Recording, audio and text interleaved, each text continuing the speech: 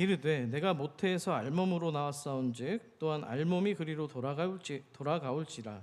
주신 이도 여호와시요 거두신 이도 여호와시오니 여호와의 이름이 찬송을 받으실지니이다 하고, 이 모든 일에 욥이 범죄하지 아니하고 하나님을 향하여 원망하지 아니하니라. 아멘. 오늘 설교 말씀은 다소 좀 무거운 주제로 말씀을 전할 겁니다. 하지만 그 안에서 또 하나님이 주시는 빛의 소망을 발견하시는 은혜가 있기를 소망합니다. 우리가 살아가다 보면은 이런 순간을 맞이할 때가 있습니다. 분명 어제까지는 굉장히 익숙했던 세상인데 하루아침에 낯설게 다가오는 겁니다. 매일 똑같이 마주하던 공간이 어느 날 갑자기 다른 분위기로 느껴지는 거죠. 어제까지만 해도 함께 웃고 밥을 먹던 사람이 오늘은 더 이상 우리 곁에 없을 수도 있고요.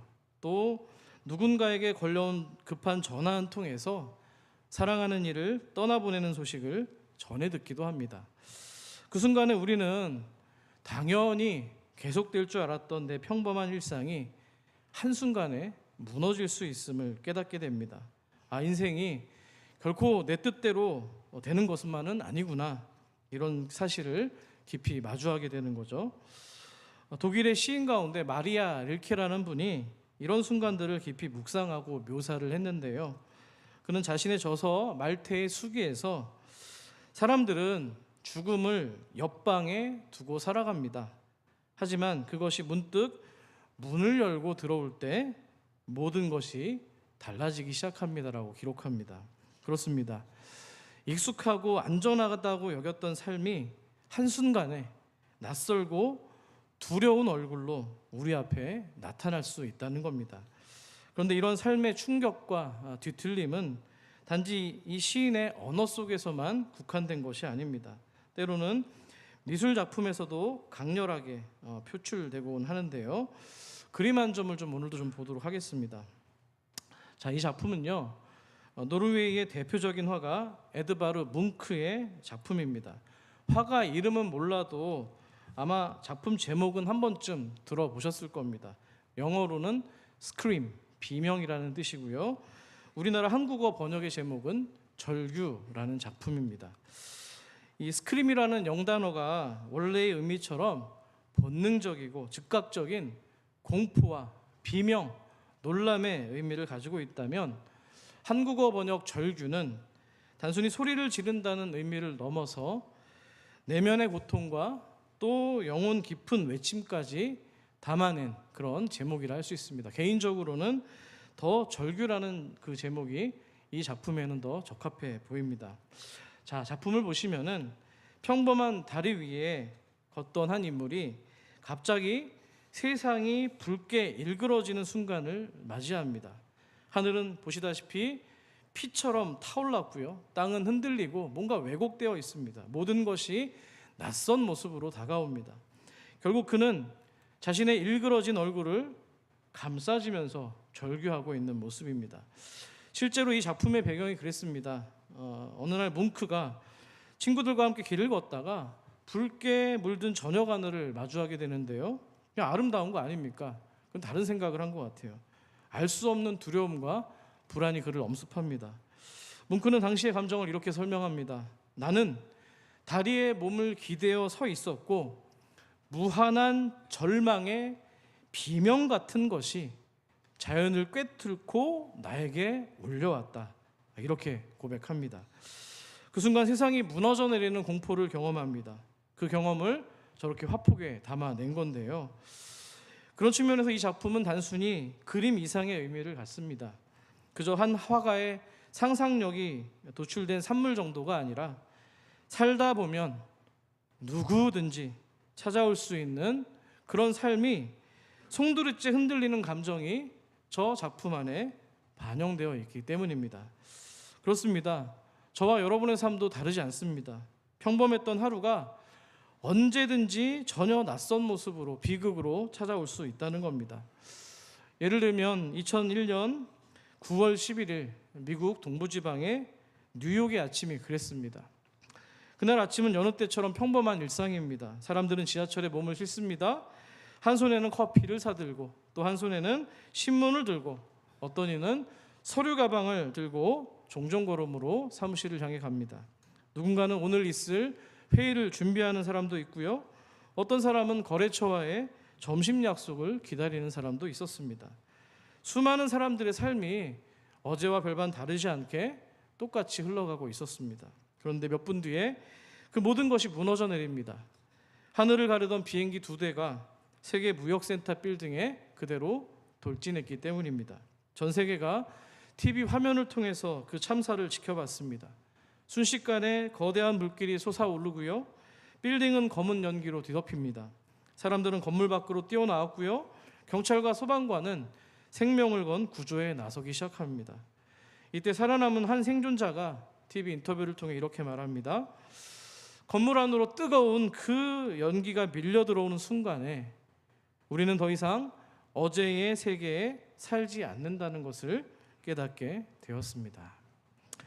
불과 단 몇 분 사이에 평범했던 일상이 정말 낯설고 비극적인 얼굴로 바꾸어 버린 겁니다. 그런데 중요한 건 이런 일이 비단 미국만의 비극이 아니고요. 또 9.11 사태와 같은 특별한 사건에서만 발생된다는 것이 아닙니다. 우리의 삶 가운데서도 언제든지 찾아올 수 있는 현실이기 때문입니다. 아침에 집을 나갔던 가족이 저녁에는 돌아오지 못할 수도 있고요. 또 건강하던 몸이 하루아침에 병실 침대에 누워있는 현실로 바뀔 수도 있는 겁니다. 그 순간에 우리들의 삶은 이전과는 전혀 다른 무서운 얼굴이 되어서 저와 여러분을 흔들어대기 시작합니다. 그때 우리는 그 자리에서 묻습니다. 어떤 질문을 할까요? 왜 이런 일이 나에게 벌어진 겁니까? 하나님, 도대체 우리 가족에게 왜 이런 일이 닥쳐야만 되는 겁니까? 왜요? 왜냐고요? 끊임없이 왜라는 질문을 연발합니다. 이 질문은 결국 우리 인생에서 가장 슬픈 물음표가 되어서 탄식과 눈물로 우리의 가슴을 적시기 시작합니다. 그런데 이 똑같은 질문에 서 있는 사람이 있었습니다. 그 사람은 바로 오늘 성경에 기록된 욥이라는 인물입니다. 성경은 이 욥이라는 사람이 어떤 고난을 당했는지를 구체적으로 증거하고 있습니다. 내용을 좀 오늘 본문에 요약하면 이렇습니다. 하루아침에 그는 자신이 가진 모든 소유와 재산을 잃게 됩니다. 부리던 종들도 죽습니다. 수천 마리의 가축이 도둑을 맞고요. 불타서 없어져 버렸습니다. 그렇게 충격이 가시기도 전에 잇따라 또 다른 재앙이 닥쳤다는 소식이 들려옵니다. 근데 무엇보다 가장 큰 비극은 바람이 불어서 집이 무너져 버리는 바람에 욥의 사랑하는 아들과 딸들이 모두 죽어버렸다는 사실입니다. 16절, 18절을 보시면은 서두에 반복되는 어구가 있습니다. 그가 아직 말하는 동안에, 아직 말하고 있는 동안에, 비극이 있는 동안에 계속해서 꼬리를 물고 비극이 이어지고 있는 겁니다. 연속적으로 쏟아지는 그 고난 앞에서 욥은 더 이상 숨을 고를 틈조차 없습니다. 그야말로 삶 전체가 무너져 버린 겁니다. 근데 여러분, 이 욥의 이야기는 단순히 개인의 기록이 아닙니다.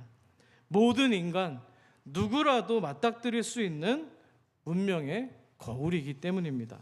사랑하는 우리 성도 여러분, 아무런 이유도 뭔가 납득할 만한 설명도 없이 고난이 찾아오고 상실을 경험하고 그래서 삶이 무너져 내릴 때 사람은 누구든지 이 왜라고 하는 질문 앞에 서게 됩니다. 욥도 마찬가지였습니다. 오늘 본문은 바로 그 똑같은 왜라고 하는 그 인생의 질문 앞에서 욥이 어떻게 반응했는지를 보여줍니다. 오늘 말씀을 들을 때 여러분들이 좀 유념하셔야 될 것은 욥기가 단순히 믿음의 뭔가 모범을 보여주는 책이 아니라는 겁니다. 이전까지 그렇게 보셨다면 그것도 물론 맞는 맥락이긴 합니다만 오늘은 오히려 한 인간이 도저히 감당할 수 없는 고난과 상실 앞에서 어떤 모습으로 하나님 앞에 서 있었는지를 좀 확인하는 시간이 되었으면 좋겠습니다. 자, 그렇다면 오늘 본문 20절 말씀을 함께 보도록 하겠습니다. 한번 여러분 읽어주십시오. 시작.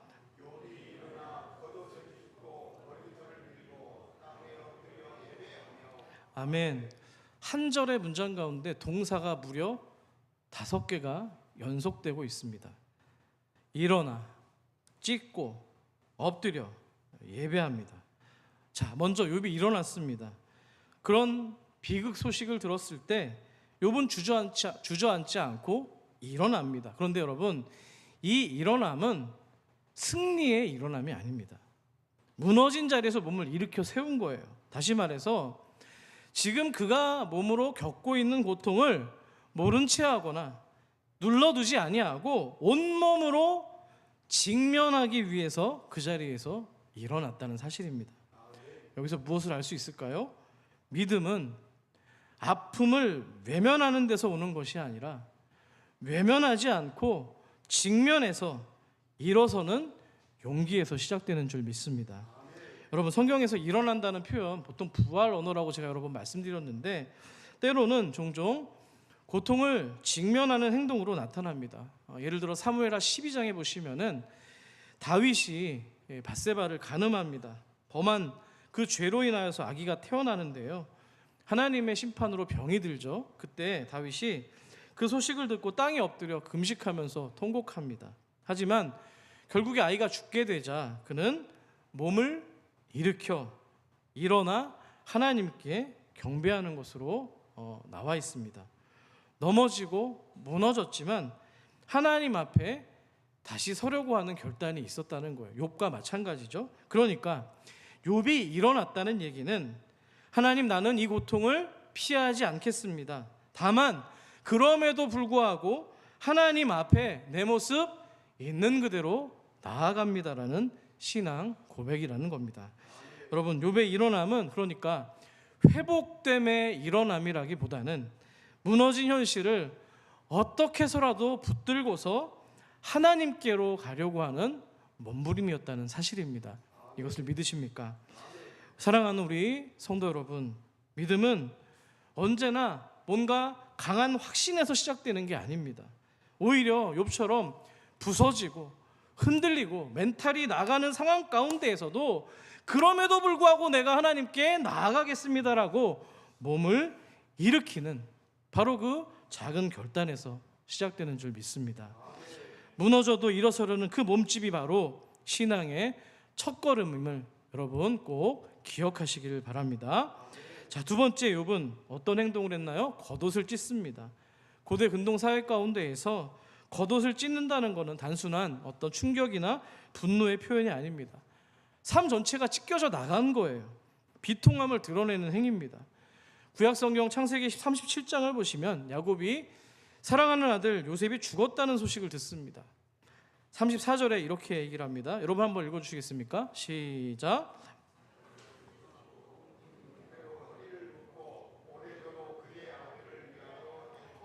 아멘. 야곱이 옷을 찢습니다. 아들을 위해 애통했다고 기록합니다. 사랑하는 아들을 잃었다는 비보 앞에서 말을 잃었습니다.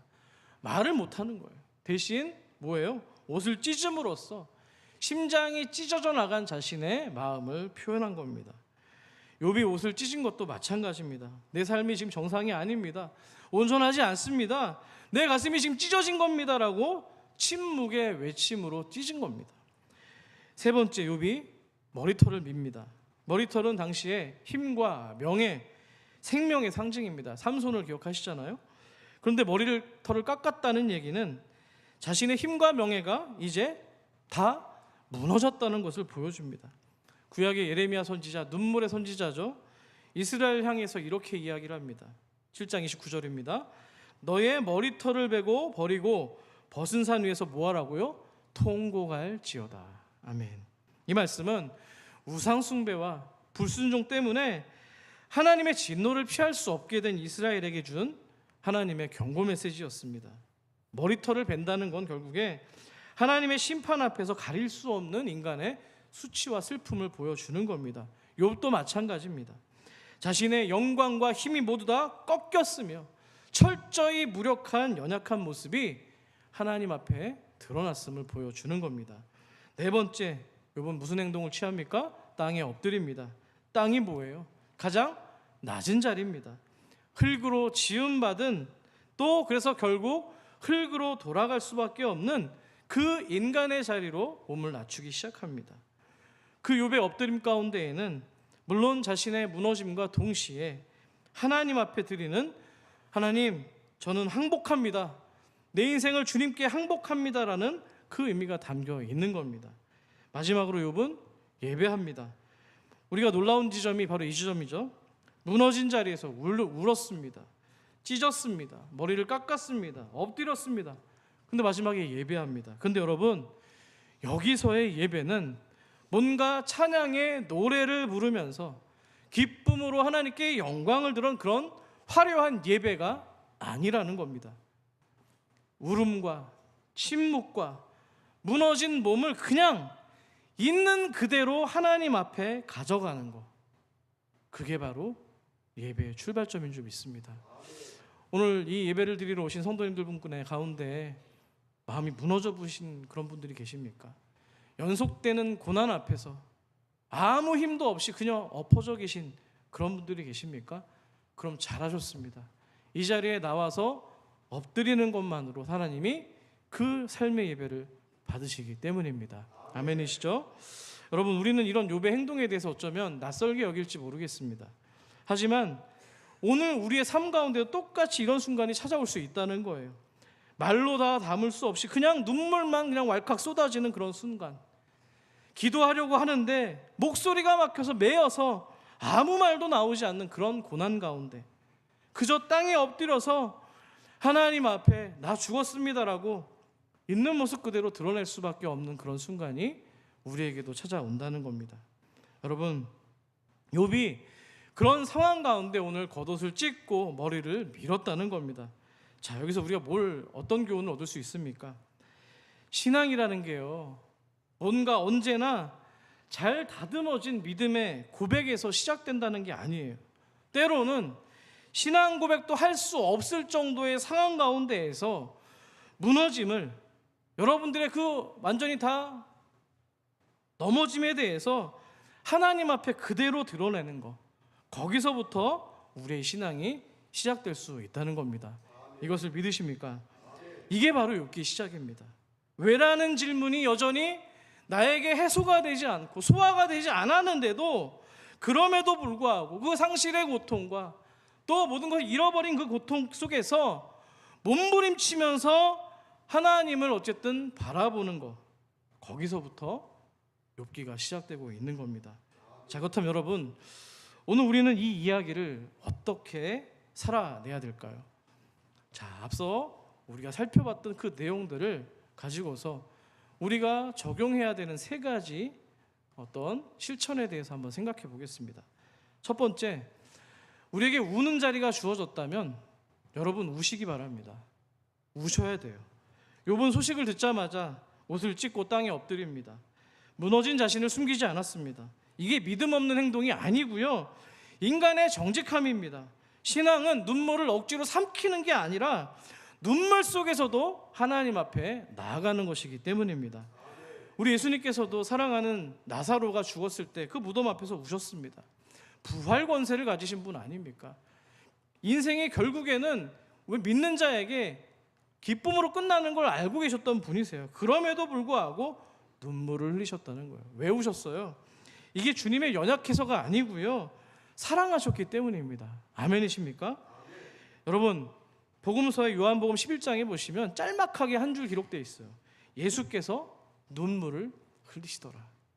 짧은 이 구절 안에는요, 이 눈물이 결코 부끄러운 것이 아님을 보여주는 하나님의 가장 강력한 증거라고 저는 믿습니다. 믿음이 부족해서가 아니라 사랑하니까, 사랑이 깊으니까 울 수 있었던 거예요. 여러분, 그것이 바로 성도가 살아있고 교회가 살아있고 또 연약한 지체들을 위해서 우리가 할 수 있는 가장 근본적인 행동인 줄 믿습니다. 그래서 여러분, 시편 기자가 이런 고백을 하잖아요. 56편에 보시면 주께서 나의 눈물을 어디에 담으셨다고요? 주님의 병에 담으셨다라는 고백이 있습니다. 주님이 뭐예요? 우리의 눈물을, 저와 여러분의 눈물을 외면하지 않는다는 거예요. 땅에 떨어지는 대로 외면하는 게 아니라 하나님의 손에 담고 계신다라고 약속을 하고 있다는 겁니다. 아멘이시죠? 좀 일부 때는 이런 얘기 안 했는데 제가 어제 신방을 했는데요.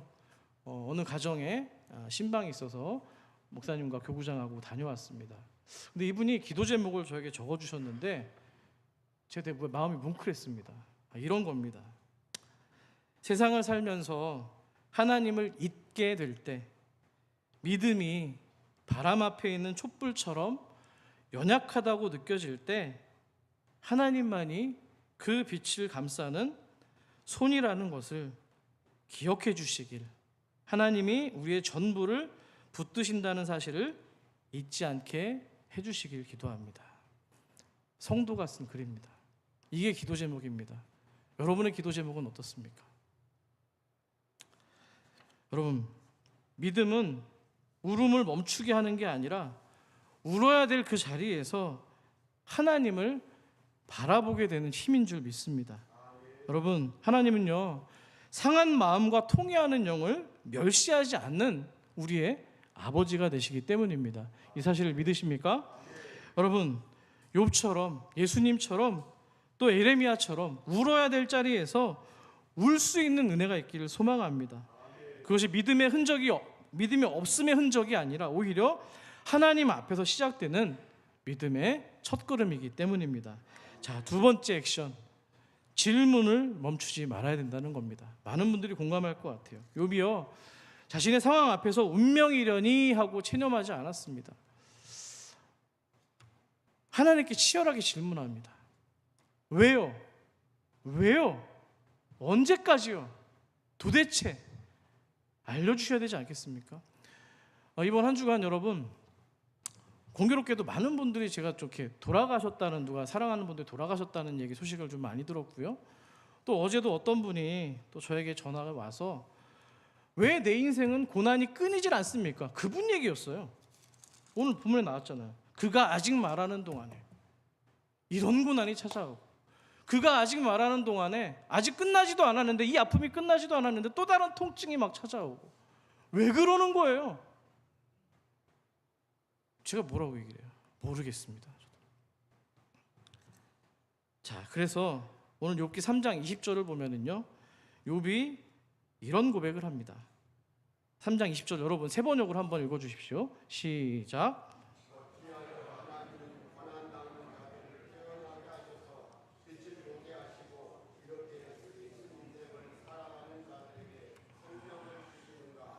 아멘. 이런 고백 안 나오겠습니까? 사랑하는 사람의 아들딸이 죽었습니다. 재산이 다 없어졌습니다. 종들도 가축도 아무것도 남아있는 게 없어요. 아니, 이러면 태어나게 하지 마시지. 어제 저한테 전화 주셨던 분 그러더라고요. 그냥 차라리 죽는 게 나은 것 같아요. 너무 힘들어요. 왜 살게 하시는지를 모르겠어요. 정확히 이 고백 아닙니까? 이게 어떻게 보면 신앙적인 언어로 보면은 신성 모독처럼 들려지는지도 모르겠습니다. 하지만 하나님은 그 질문을 나무라지 않으셨어요. 오히려 성경은 이 욥의 질문을 그대로 기록해서 우리들이 읽을 수 있도록 남겼다는 겁니다. 하나님은 왜요? 우리의 질문을 받아주시는 아버지가 되기 때문입니다. 이 사실 믿으십니까? 여러분, 우리가 그냥 습관적으로 나는 성숙한 그리스도인이기 때문에 그런 고난 앞에서 이 왜라는 질문을 좀 뭔가 억누르려고 하는 그런 태도가 있습니다. 믿음이 있으면 그냥 묵묵히 견디는 게 성숙하다고 생각을 하는 거죠. 그렇지 않습니다. 성경은 질문하라고 얘기합니다. 오히려 질문할 때 하나님을 더 깊이 만나기 때문입니다. 성경에는 바로 그런 고난 가운데에서 왜요라고를 연발하고 있는 장면이 크게 세 군데 등장합니다. 화면을 보시죠. 시편 기자는 수없이 고난 가운데 이렇게 외칩니다. 여호와여, 여호와여, 어찌하여 멀리 서시며 환난 때에 숨으시나이까? 내 하나님이여, 어찌하여 나를 버리셨나이까? 욥의 고백 아닙니까? 눈물의 선지자 예레미야도 고백합니다. 주께서 어찌하여 나의 고통을 고치고 있지 않으십니까? 내 상처가 왜 낫지 않는 겁니까? 이 고통을 이렇게 수년째, 수십 년째 하나님 계속해서 허락하시고 조금도 나아질 기미가 없는 겁니까? 예수님은 어떨까요? 십자가 위에서 예수님도 부르짖습니다. 엘리 엘리 라마 사박다니, 나의 하나님 나의 하나님 어찌하여 나를 버리셨나이까? 어찌하여? 왜요? 도대체 언제까지요? 여러분, 질문은 불신앙이 아닙니다. 오히려 하나님과 그럼에도 불구하고 그분께 우리가 얘기를 하고 있기 때문에 저는 이렇습니다만 그럼에도 나는 하나님을 붙들고 있습니다.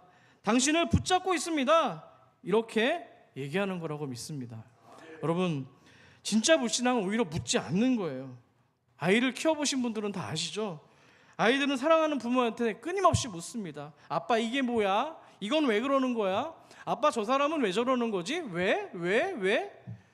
지겹지만 어디 여러분들 그걸 지겹다고 생각하십니까? 다 사랑의 언어로 가르쳐주고 알려주지 않습니까? 왜 질문하는 거예요? 관계가 살아있으니까 질문하는 거 아닙니까? 아멘이십니까? 하나님께 왜라고 묻는 것도 마찬가지예요. 하나님을 향한 기대가 있으니까 질문을 하는 거예요. 하나님이 응답하실 수 있다는 신뢰가 있으니까 질문을 한다는 겁니다. 여러분, 질문을 멈추지 않는 신앙, 그것이 바로 살아있는 신앙의 표지인 줄 믿습니다. 옆 사람에게 우리 축복합시다. 질문을 멈추지 않는 인생 되세요. 인사합시다. 하나님은 그렇게 우리의 눈물을 기억하시는 것뿐만 아니고요, 여러분의 모든 그 수많은 왜요 물음표를 다 받아들이고 계시는 아버지라는 겁니다. 여러분, 세 번째, 자, 우리는 고난 가운데 어떤 상실의 아픔 가운데서도 혼자가 아니라 함께 해야 된다는 거, 이게 되게 중요합니다. 욥이 회복될 때 혼자가 아니라 공동체 안에서 회복했다는 거예요. 여러분 잘 들으세요. 지금 여러분 가운데 개인적으로 말 못할 고민이 있고 아픔이 있고, 우리 중보기도 할 때 때로는 프라이버시 때문에 뭔가 공개를 못 하시는 분도 있어요. 근데 여러분, 제가 신앙생활을 좀 해보니까요, 하나님 앞에 다 이렇게 드릴 때, 투명하게 드릴 때 하나님도 투명하게 일하세요. 어떻게 투명하게요? 하나님이 하셨노라고 고백할 수밖에 없도록 응답하시기 때문입니다. 여러분, 그래서 정말 그게 너무 힘든 게 아니라면은 같이 공유하시고 함께 기도 제목을 나누시고 또 중보기도 팀과 더불어서 그 하나님의 응답하심을 경험하시길 소망합니다. 자, 오늘 욥이 회복이 일어나는 단계 두 단계인데요, 짤막하게 좀 살펴볼게요. 자, 먼저 하나님이 욥의 세 친구를 책망하시죠. 기억나시죠? 여러 가지 변론으로 궤변을 가지고서 욥을 막 책망합니다. 네가 잘했으면 네가 그런 고난을 당하겠냐? 너 잘못한 게 있으니까 그런 거야. 자꾸 옆에서 깐죽댑니다. 자, 그때 마지막에 42장에 가서 이 욥 세 친구를 책망하시면서 너희들 하나님께 제사 드려라, 번제 드려라, 예배해라, 이렇게 얘기합니다. 그리고 욥이 그들을 위해서 기도합니다. 중보합니다. 그때 하나님께서 그 세 친구를 용서하시죠. 자, 그래서 가장 가까운 관계 속에 있었던 무너졌던 그들 친구와의 어떤 관계가 회복하기 시작했다는 거예요. 아멘이시죠? 요거 잘 아마 못 보셨을 거예요. 새 친구하고도 회복이 있었다는 거예요. 자, 그 후에 더 큰 회복이 찾아옵니다. 42장 11절 여러분이 또박또박 한 목소리를 읽어주십시오. 시작.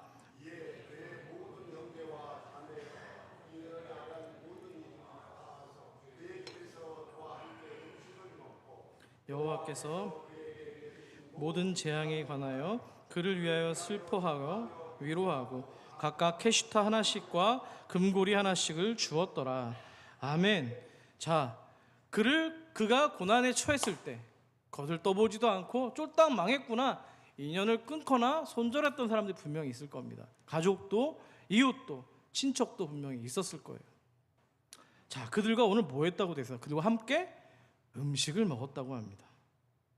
그리고 그 모든 재앙에 대해서 그를 위로하고 슬퍼하고 또 뭐예요? 선물도 주는 장면이 나왔어요.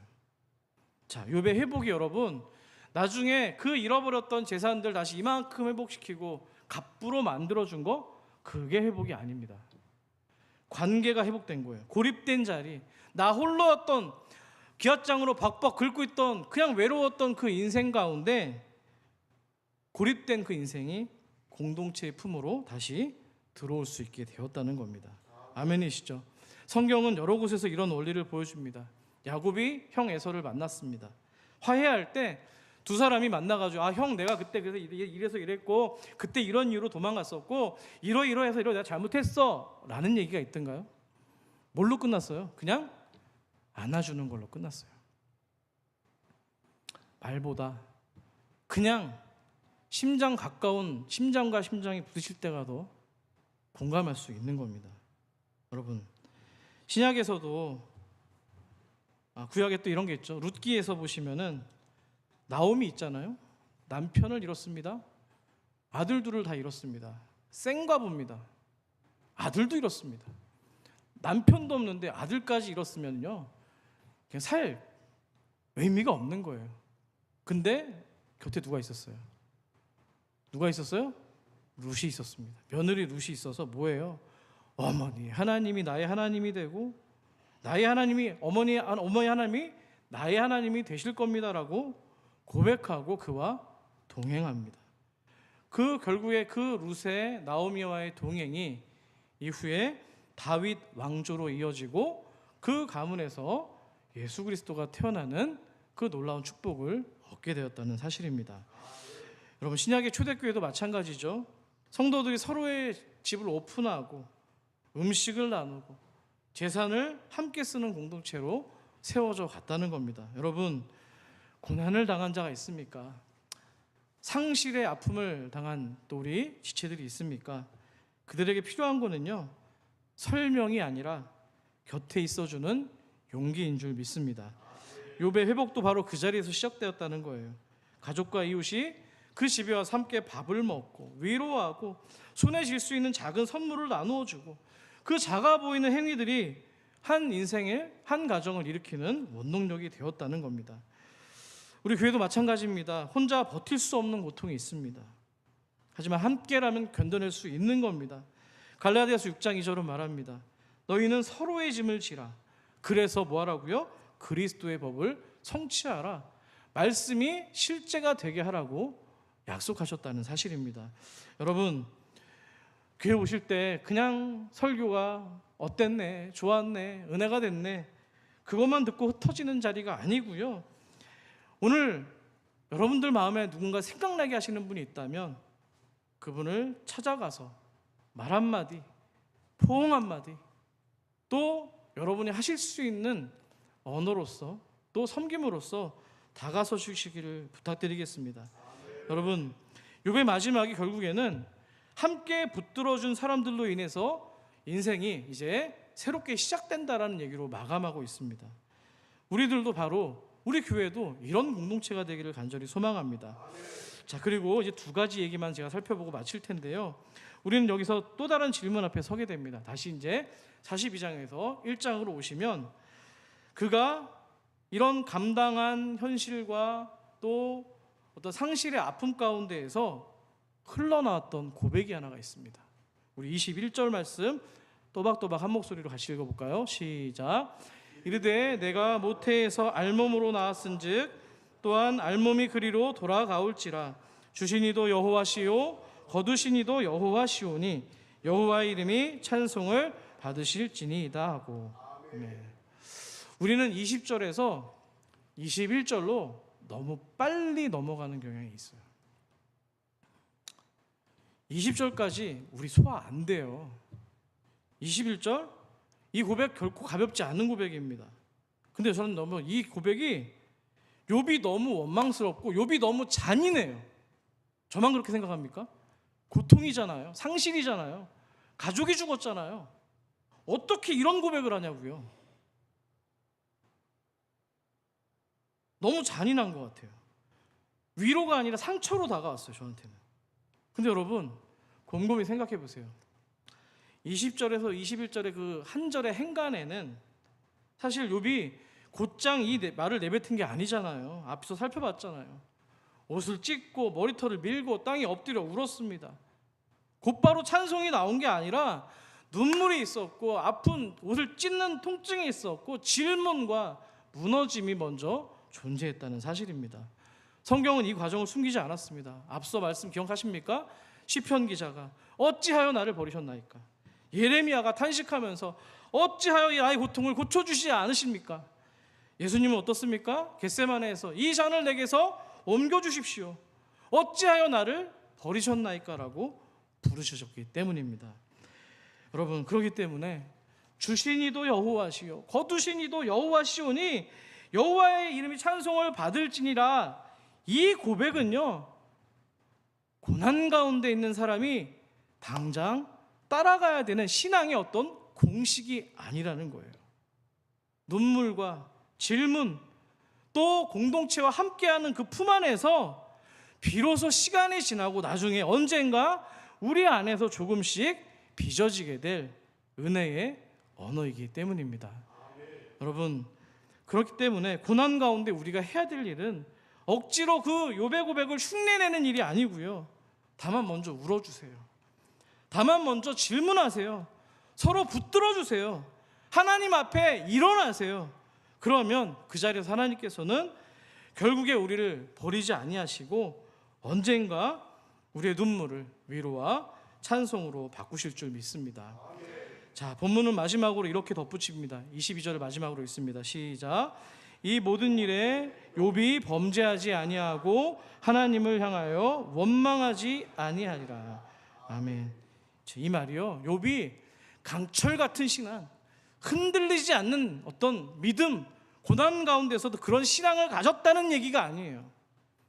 오히려 무너지고 울고 질문하는 그 지난한 과정을 지나면서도 나는 하나님과의 관계를 끈을 놓지 않겠습니다라고 고백하는 내용이라는 겁니다.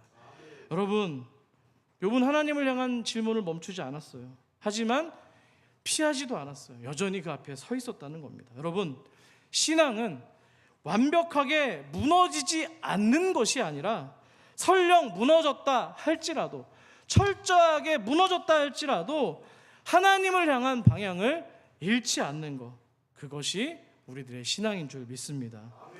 여러분, 바울이 고린도후서에서 이런 말씀을 하죠. 내 은혜와 내게 족하다. 이는 내 능력이 약한 데서 온전하여 짐이라. 아멘.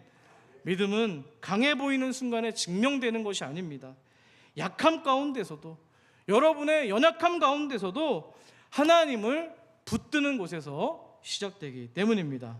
완벽함이 아니라 끝까지 하나님을 놓지 않는 것, 그것이 바로 저와 여러분의 신앙이 되기를 축복합니다.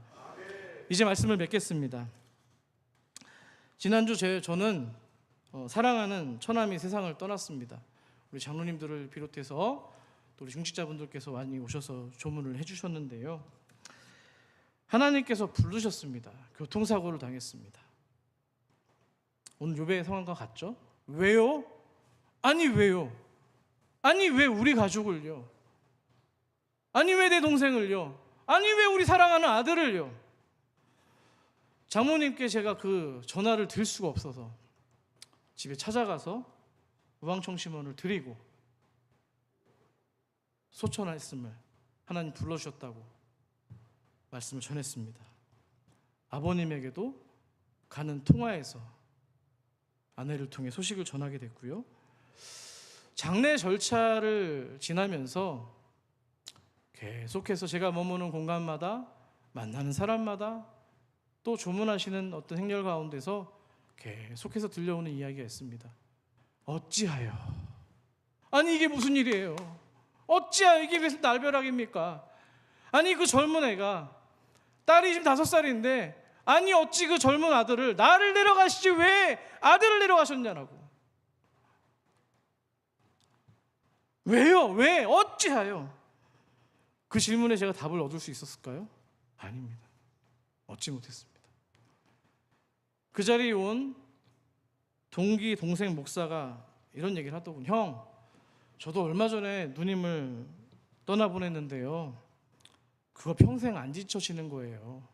그냥 물론 천국에 갔지만 믿음으로 천국에 갔지만 그 빈자리 상실의 아픔은 결코 소화되는 것이 아니에요. 그냥 내 삶 가운데 이만치에다 그냥 두고 있는 거예요. 결코 소화되지 않아요. 다만 하나님 계속되는 교제 가운데서 그 아픔을 바라보는 관점과 해석이 좀 달라지는 것 뿐이겠죠.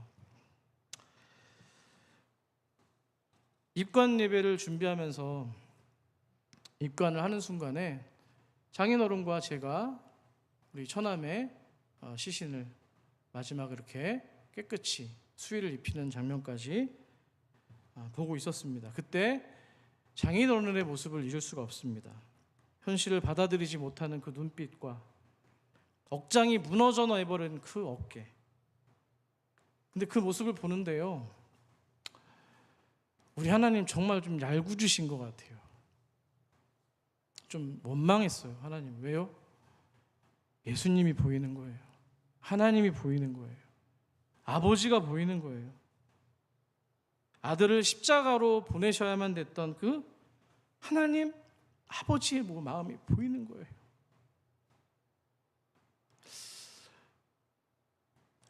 수많은 고난 앞에서 우리는 왜라는 질문에 명확한 답을 얻지 못합니다. 지금도 그렇고요. 이 자리에도 그럴 수 있습니다. 근데 여러분, 제가 한 가지 분명하게 아는 것이 있습니다. 오늘 설교의 제목입니다. 이해하지 못합니다. 내가 한 가지 아는 거, 제가 한 가지 아는 거는요, 그 장례 예식을 치르면서 저와 여러분의 질고와 눈물과 그 아픔을 누구보다 깊이 아시는 우리의 아버지가 계시다는 사실입니다. 여러분 아멘이십니까? 아마 지금 이 설교를 듣고 있을 우리 가족들, 또 이 가운데 제가 말씀드릴 수는 없지만 아픔 가운데, 상실의 아픔 가운데 있는 우리 지체들도 계십니다. 그들에게 이 말씀이 하나님이 주시는 음성이 되기를 소망합니다. 왜라는 대답에 답을 얻지 못하셨을 거예요. 납득이 되지 않으실 거예요. 그렇지만 아들을 십자가에 못 박으시는, 입관의 자리에서 수의를 입히셔야 되는 그 아버지의 마음처럼 그보다 더 저와 여러분의 마음을 하나님이 알고 계시다는 사실입니다.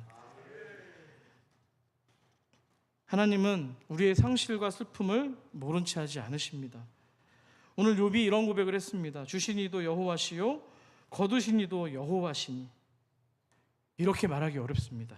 하지만 눈물과 질문, 아까 말씀드린 것과 같이 서로 어려움 가운데 붙들어주는 이 공동체 안에서 우리가 함께 걸어간다면 그 욥의 고백이 언젠가 저와 여러분의 입술에서도, 마음에서도 동일하게 빚어지게 될 줄 믿습니다.